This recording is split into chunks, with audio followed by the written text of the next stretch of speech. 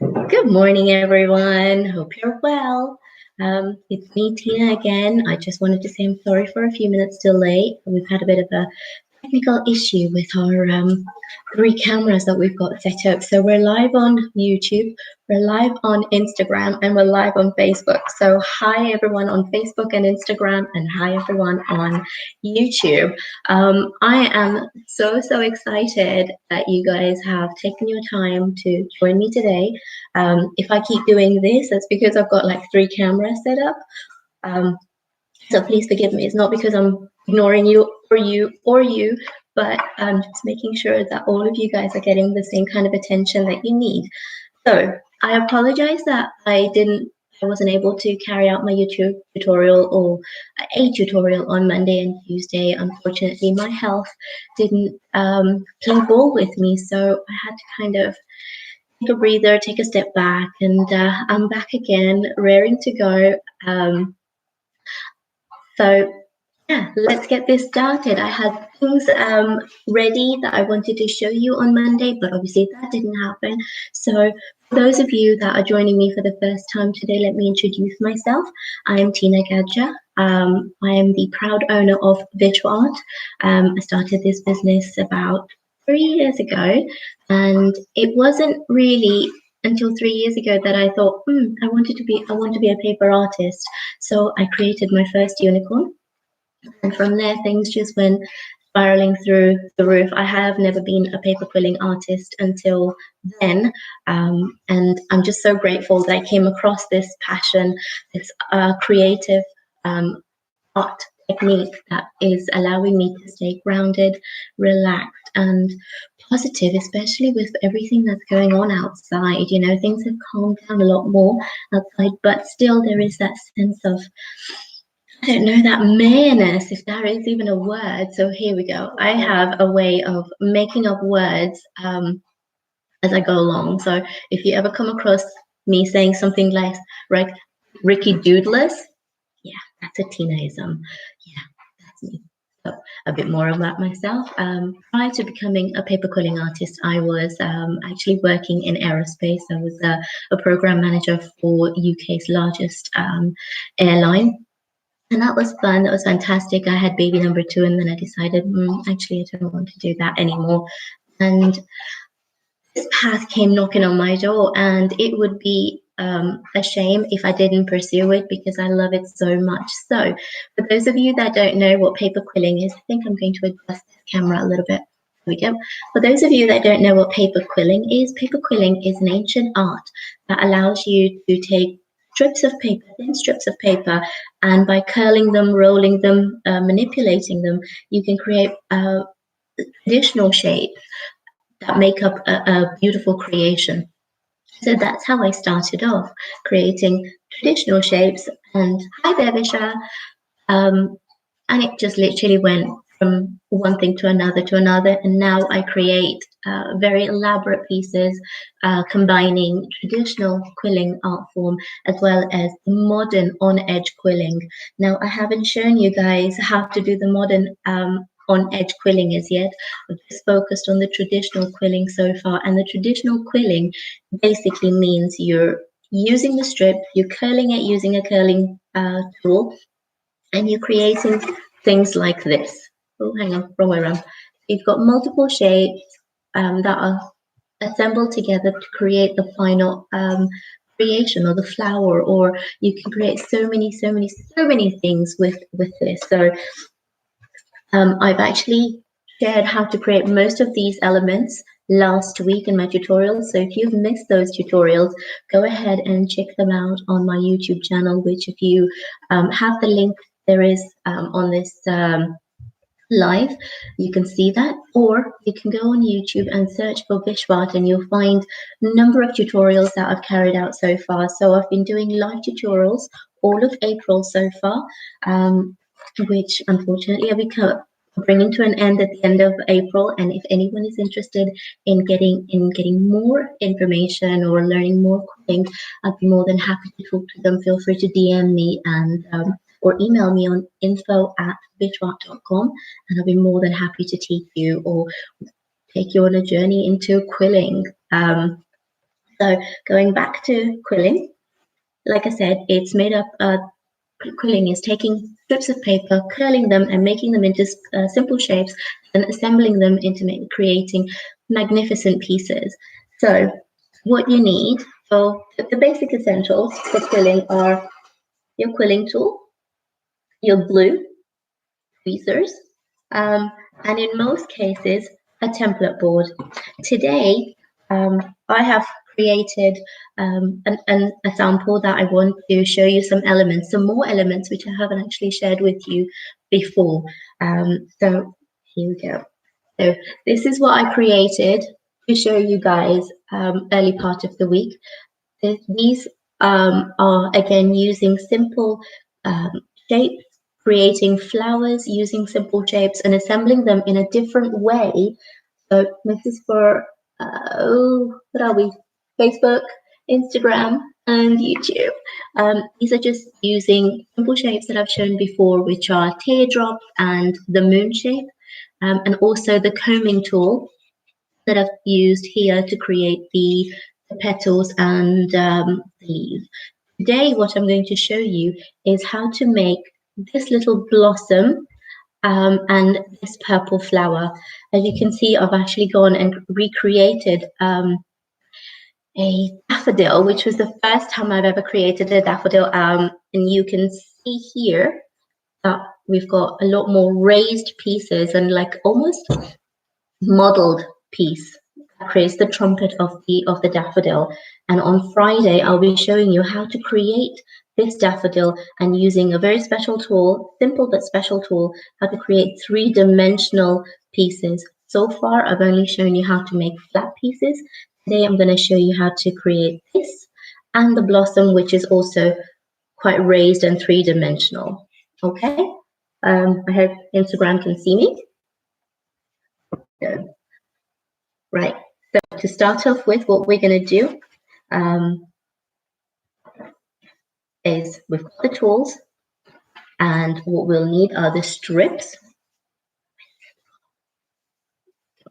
So we're going to start off with the blossom, and the blossom is actually a very simple a piece to create. I'm going to drop this camera down so that you can see clearly what I'm doing. And I'm going to try and attempt to drop this one down as well without dropping the camera itself. If you can't see me showing you, please do drop a line and I will adjust the camera accordingly. So today, like I said, we start off with a strip, and like I mentioned before, what we do is every time we start something, it always starts with curling it into a coil. So slot your strip in, create your coil, and for making the blossoms, what we're going to do is create a tight coil. Okay, we don't need to be putting it in the template board or anything like that. We're just going to create a nice tight coil, as you can see right here. Okay, a very, very tight coil, and put some glue on it if my glue plays ball. I think this seems to be a standard thing at the moment.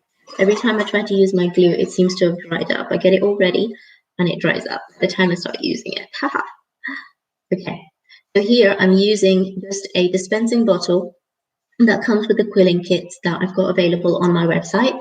I've filled it up with standard PVA glue, and it seems to be, it actually works really well because it doesn't dry up the glue inside. This was filled, I think, 2 years ago or so, and I've been using it regularly. You use very little, so I don't know if you guys can see, I've probably used about 2/3 of the bottle. So that's standard PVA glue, craft glue. I filled in there. Make sure it's slightly thinner glue and not thick, tacky glue. I'm going to remove that coil out of my tool. I'm going to iron it out like this. I'm going to iron it out, and there we have a cute little coil. What we're going to do now is we're going to pinch that. So as you can see here, they've got nice sharp edges, create the petal-like look. So we're going to pinch it right in the middle. Remember, when we were doing the eye, the teardrop, and the moon, we were actually letting it loose into a loose coil. and then we were pinching it to create the shapes that we wanted. But in this case, we're going to leave it tight and we're going to pinch it. Okay. You can see that this has now created an oval shape. Okay. For this part, for shaping this, you actually don't need any tools apart from your quilling needle. And what I'm going to do after I've done that, I'm going to use the point of it. I'm going to press it through. Just very gently press it through. And you can see it's actually gone and created that three-dimensional raised effect. Okay, can you see that clearly? All right. So if you don't want to use this, you can literally use anything that's got a nice rounded edge. Push that through, and once you've pushed it through, go ahead and pinch it a little further. When you pinch it a little further, what's happened is the tightness that we had on the edge is now dropped lower, so this is actually a lot looser, and you can create that nice, cute little sharp edge. And what I'm going to do, I'm going to open this up and show you what they look like once they're done. Now, you may ask, here comes my stash of pre-made pieces. And you know what? A lot of quilling artists will have that. They'll have a stash of their pre-made pieces. They just go ahead and use as and when they want to. Okay, now some of you will ask what happens now that you've just made this and you've applied some pressure on it. It's going to go flat. Of course it's going to go flat because it's not been sealed to retain its shape. So the way to go ahead and seal it, now you'll see the ones that I've prepared before, even if I attempted to squeeze them down, oops, sorry, even if I attempted to squeeze it down, it won't go flat because I've actually coated them. Simple. The way you go ahead and coat them is using your PVA glue, and this is the best way of sealing your kite creations. Just put a bit of glue on there, and because I have OCD, I don't actually use my fingers. I've seen a lot of other crafters use their fingers to do the whole spreading it about. So I use a cotton bud, and I'll spread it about like so, so that all the edges, all these circles around it are sealed together. And then I'll do the same thing on the back of it. So it's sealed nice and tightly. Let it dry. It doesn't take long to dry up, just a few minutes really. And once that's done, you can actually prepare your piece. Okay, that's ready. And the pre-made pieces that I've got here, create the blossoms. You just go ahead and glue the 4 pieces together to form your blossom shape, like so. So I'm going to show you that. So we were using the PVA glue to seal the edges. PVA glue is great, but it's very runny, it's thin. It doesn't stick very, very quickly. So in order to make this stick quickly, I use my tacky glue, this one. And you can either use it straight from the bottle, which guess what? It's dried up.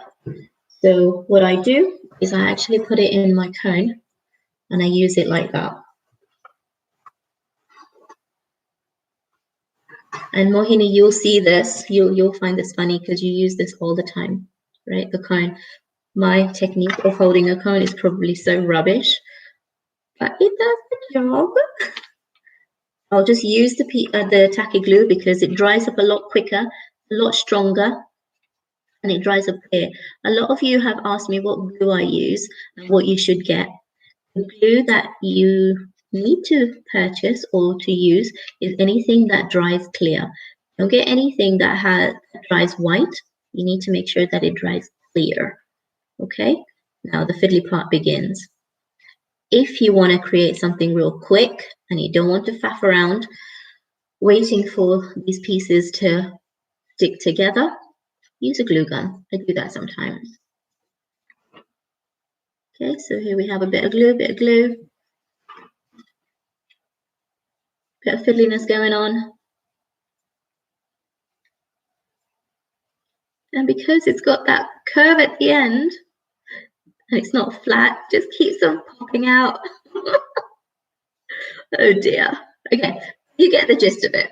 Okay, so this is how you create a little blossom. Real simple. Oh, my finger's shaking, we're shaking. And there we go. That's what we've just recreated. The easiest things you can create when you're quilling, right? So this is what we've just created right here. So I hope that was interesting. Quilling is not difficult. If I can do it, anybody can do it. And this is what I want to share with you guys, that there are so many people that say, oh my God, you're so creative. Well, yeah, maybe I'm creative. Maybe I enjoy this because it's so calming, it's so therapeutic, but you can too, because like I've mentioned before, I still have a health condition which I get blackouts and I just pass out of nowhere. But quilling has actually given me so much calmness and helped me manage that over the past few years. If it wasn't for quilling, maybe I wouldn't be teaching here or sharing my knowledge. Today, thank you for all joining me, and I'm happy that you guys have joined me to learn something new that I'm passionate about. Right. So the next thing that we're going to make now, after we've done this whole blossom thing, is the purple flower right here. Okay, so the purple flower is made up of simple shapes again, but this time around, you can see that there's 10 petals on the purple flower. They're actually made up of only 5 petals joined up. And what I've done is I've taken the teardrop, okay, and joined the 2 teardrops together to make it into like a heart shape, and then edged it with another piece of paper so it doesn't actually come apart. I'm going to show you that. And the other thing that I'm going to show you is the center of it. The center of it is made up slightly differently to the way I've made centers before. This is made up of using crimped strips, and you have a crimping tool that allows you to create that really jaggedy edge of the strip and create the texture on any creations that you're putting together. So I'm going to show you what the crimping tool looks like. You may have seen this on one of the pictures that I put on my story, but this is a crimping tool. Quite basic, nothing automatic. All you have to do is take a strip of paper.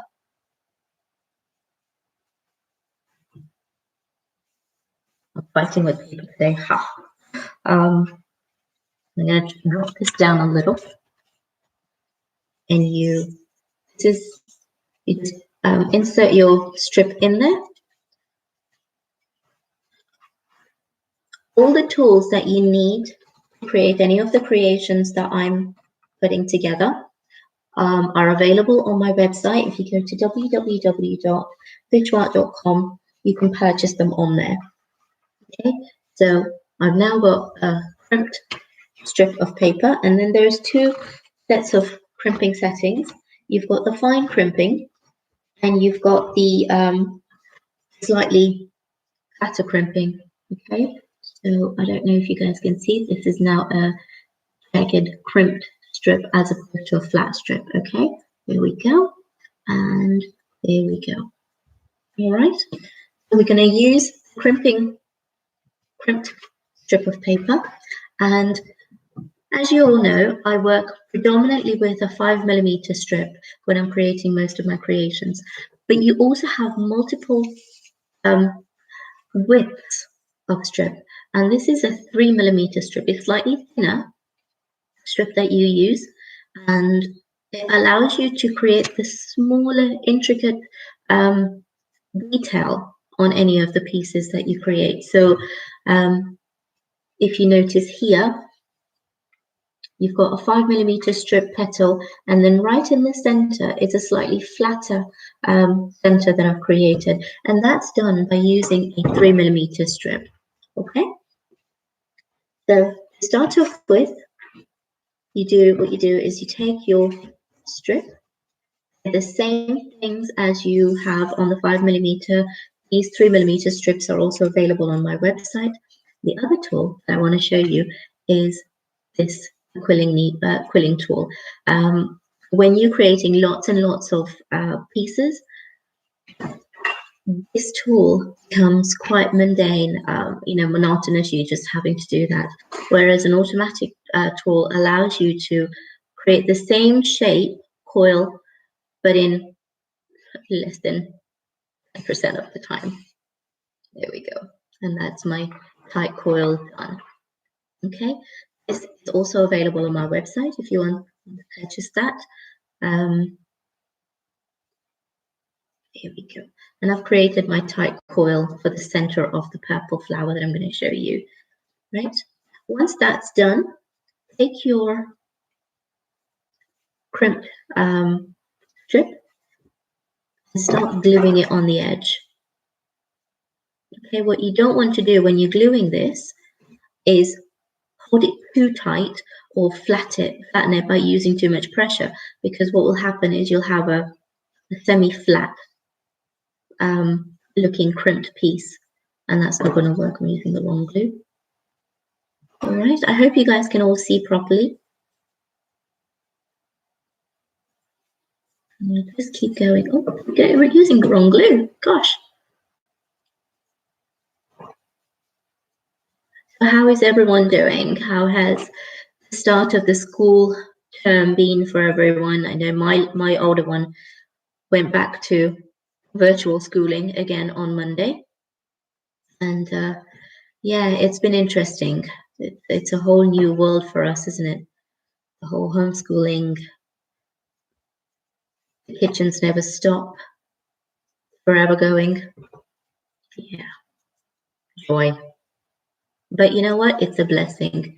These are the things that we probably wouldn't have been able to do with our children, spend time with our family as a whole unit, had it not been because of the current condition.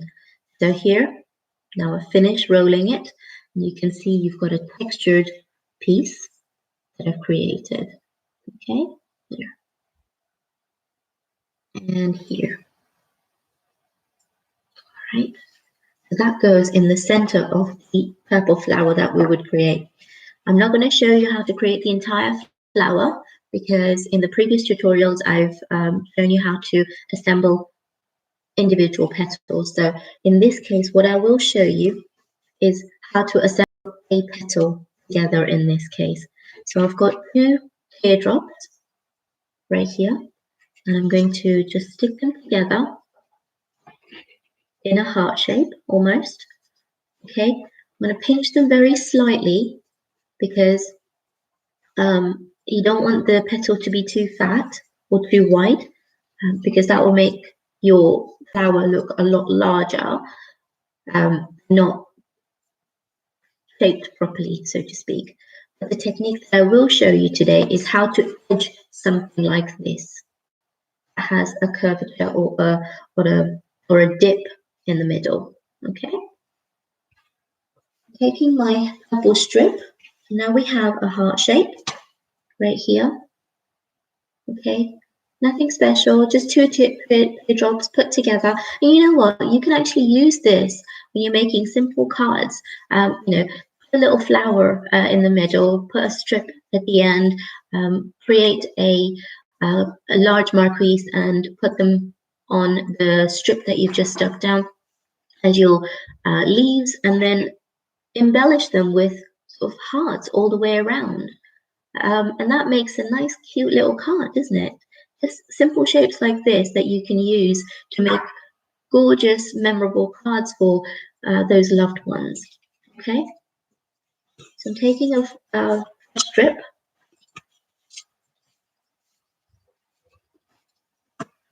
And what I'm going to do, just snip the edge because it always has a bit of glue on it, is I'm going to fold it in half.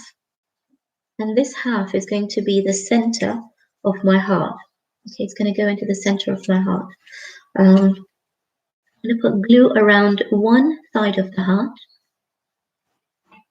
and the point or the fold I'm going to put in the middle of the heart, or the crease even. Okay, hold it and stick it all the way down. Hold it in place for a second or two. For this purpose, you can always use PVA glue unless your strip is coated. If it's a coated paper, and I don't know how many of you know that there's like literally thousands and thousands of different types of paper that you can use or are available. And I didn't know that until I started quilling, that paper is not just paper. There's paper, and then there's paper, and then there's paper, and there's cardstock, then there's coated paper, and there's glittered paper, and then there's textured paper. Oh my goodness, it's just everything. So what I've done now is just taken the strip and curled it all the way around, and now I have a fully assembled shape that will not come apart, okay, because it's been edged only very slightly. Now, in the previous tutorial, what I did show you was how to do edging in its entirety, and it had a nice thick edge around it. So I'm going to show you that one more time. With me. So when we created this flower, what we did was we took a teardrop, we took a moon, and then with a long strip, we covered each side, whole petal with a whole strip of paper. For this, we're just taking a small small strip, and we're gluing it together, basically just to assemble it, to case in the two pieces that we've glued together. Taking these 5 pieces, or 5 of these, taking them, and you go ahead and create this flower. Just assemble them together using your tacky glue, or if you're in a bit of a hurry, use a glue gun. Okay, so you create that, and once that's done, 5 petals are assembled, you create the center. You go ahead and attach the center into the middle of your flower, like so. Okay, those are the 2 types of flowers I said I was going to show you. And then on Friday, I'll show you how to make this daffodil and how to use the comb tool that I've used here to make not only these petals, but also these leaves. Okay, I hope you guys have found this interesting. The comb tool that I've used is, if you remember in the last tutorial, I showed you how to do, was this quilling board that you can use, and you can go ahead and adjust these pins to create the shapes that you want to do. This quilling board is available on my website, so if you want it, you can go ahead and purchase it directly on there. But I will be showing you in detail how to do this, how to use this tool. And we will be creating, like I said, the daffodil that's on here, which was a breakthrough for me because I've not actually ever done a daffodil before. So I was really, really excited when it came together. Even the center stamens of the daffodil are made out of paper, and I'll show you how to do that too. So for those of you that have been following me on this journey, you'll know that I've only really just started doing these tutorials at the beginning of April. But moving forward, it is my intention to host workshops and online one-to-one tutorials for people who are really interested in learning how to quill. So if you are interested, feel free to direct message me or email me on info@richart.com. The tools, like I said, are available online. Go ahead, get them, and you'll get you can actually purchase the entire kit, which consists of this tool, a whole bunch of tools on there. You've got the quilling board, you'll have in there the modeling tool as well, which is what I've used to create the daffodil. You'll have the quilling board with the pins. You'll get your strips in there, your glue, your what they called the needles, a whole bunch of stuff. And in addition, what you all will also get is step-by-step instructions of how to quill, so like a quilling manual, in addition to my own creation, so my templates that you can actually follow, create the things that I've done, the simple stuff. In my one-to-one tutorials, I'll be showing you for anyone who's interested. I will also be delving into the modern quilling, which is the on-edge quilling, which is what you've seen on my website. So how to do on-edge quilling, you can see on here. I've not used any traditional shape. To create pieces like this, or even the rainbow which I recently created, you can see that what I've done is actually used strips which are known as on-edge quilling. There's nothing that's actually curled, so to speak, apart from the little pieces that I've got inside the clouds. This is on-edge quilling. If you're interested in learning how to do on-edge quilling, I'll be running tutorials on that, which would be on a one-to-one basis or at group sessions, but I won't be actually sharing this on the free live tutorials. If you're interested, feel free to message me, and I'll be more than happy to discuss the different modules that you can sign up to. And yeah, I think that's about it for today. I'm really grateful that you guys joined in today and watched what I had to share. So happy, and look at that, it's a lovely day. So I hope you guys have a fantastic day. Do join me again on Friday at 11 o'clock, where I'll be showing you how to make the daffodil and the combed petals and the leaves. If you guys want to learn any specific techniques, feel free to message me. You can direct message me on my Instagram, Facebook, or email me info@virtuart.com. On Friday, I will also be sharing a competition that you guys can join into, or you can participate in. And haven't decided on the prize or the giveaway, but yeah, I will kind of get my brain going, and I'll share with you what the giveaway will be at the end of that competition. Everyone can join in, and it will just be a way for you to express your creativity. So I'm really looking forward to sharing that with you on Friday. You join me on Friday. I'm so excited for all of you that joined in today, and I wish you all a fantastic day. Stay safe, stay at home, be careful, and love to you all. Bye now.